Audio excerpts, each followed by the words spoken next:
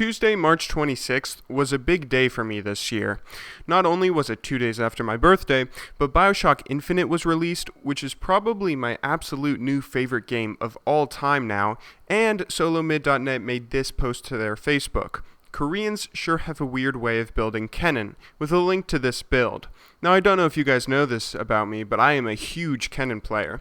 I've been playing him since Season 1, way longer than Ari, York, or Elise, or anyone else. So naturally, I decided to go on ahead and try this new build out. I've played AP Kennen, AD Kennen, and Hybrid Kennen all before, but I've never thought to build Kennen exactly like this. Well, this is what happened. I played a game, and I dominated. The combination of attack damage, attack speed, armor pen, magic pen, and ability power is absolutely perfect. Genius, even. It's just thrilling to play and incredibly fun. Just like BioShock Infinite. And I recommend at least trying it out if you enjoy playing Kennen. Now, I'm not telling you this because I think Kennen is an underplayed, underrated champion who deserves more attention in the competitive scene, although I do think that's the case, and I'm certainly not telling you this because I want a bunch of people picking or banning my Kennen in Ranked now, or because I want this build to be more mainstream or something like that. The reason I'm telling you this is to illustrate a point about the meta and sleeper champions. Kennen has hardly been touched by Riot in the past couple years, with his last change being months ago. Correct me if I'm wrong, but I believe the last changes made to Kennen's auto attacks, which are a big part of this build, were a nerf in an attempt to almost get rid of AD Kennen. Even with those nerfs from forever ago, though, this strategy is still extremely effective.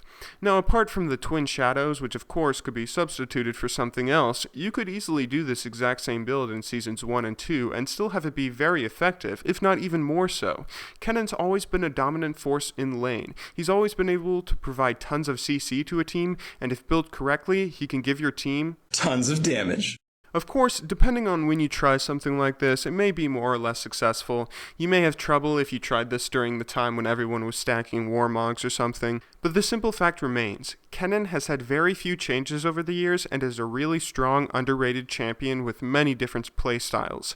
Heck, the last change to him was a buff to his ultimate, making it cost no energy. Back in Seasons 1 and 2, Elements and numerous other pros said the only thing Riot has to do to make Kennen a top-tier caster is remove the energy cost from his ultimate. Kennen is the only energy user who has energy cost for his ultimate. Come on, Riot. Remove the energy cost, bump it up to 6, 12, 15. Kennen will be perfect. Kennen will be top-tier caster, just like all these other casters. He won't be game-breakingly OP, though. The strong laning, then his team fight will be better. That's it. Then leave him alone, and he doesn't need to be touched. Well, that change happened a couple months ago, and there's still very few players taking advantage of Kennen's strengths. This, ladies and gentlemen, is how you break the meta. There are many champions like Kennen who've been rarely touched by Riot, strong throughout the game with numerous playstyles that very few people actually know how to deal with. Breaking the meta starts with sleeper champions like these, but let's first review what exactly the meta is and make sure we understand it. The meta can manifest itself in two ways. It can either be a good meta or a bad one. A bad meta is where you have one specific thing that's very strong, so everybody just tries to get whatever it is, like League of Warmogs, League of Cleavers, that time when AD Bruisers mid were super OP. These are bad metas that only provide minimal opportunities for innovation and are often fixed by Riot fairly quickly. A good meta is like what we have now. Bruiser top, tank jungle, AP mid, support AD bot. Good metas provide guidance for players, so teammates can have an understanding between themselves of what's expected from each other. Someone can pick Ari and it'll just be assumed that they're going mid. This allows for a general understanding between everyone without having to say a word, while still having opportunities for someone to pick something unusual in an odd lane, like this Korean hybrid CC attack speed, armor pen, magic pen Kennen going top or mid. However, this often ends up with people just going along and doing the same thing over and over, with very few players actually innovating. Even when Riot provides a huge buff to Kennen, removing the only thing people thought was holding him back, it often just goes unnoticed. Not everyone reads every little detail of the patch notes. Lots of people just skim them, looking if there were any changes to champions they already play. This allows Riot to make some pretty small changes that are actually huge buffs to certain champions, making them very strong with very few people actually knowing about it.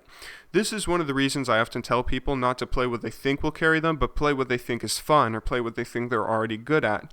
It's also why I tell people to really try and innovate and invent new things. Eventually, you'll wind up with a creation like this Korean Kennen build that literally nobody else on this side of the globe was doing at the time, yet is clearly very effective. This should beat 90% of champions, if not more, 90% of the time. It's an extremely strong, effective build that doesn't take too long to learn and understand, yet we still have very few people playing Kennen and even less using builds like this.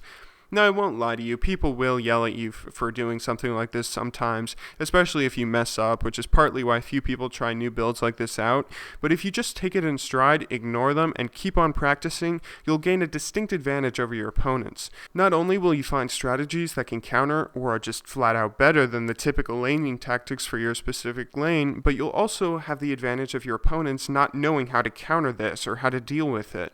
When you play on the ladder in League of Legends, you can literally do the same strange strategy over and over and over, and it will always be very successful. You'll almost never be matched up against the same opponent twice in a row, so your odd build can have the element of surprise every single game.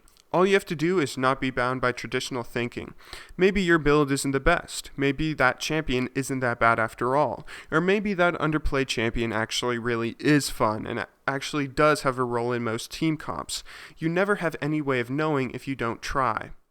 Sorry if this video seemed too similar to a previous one.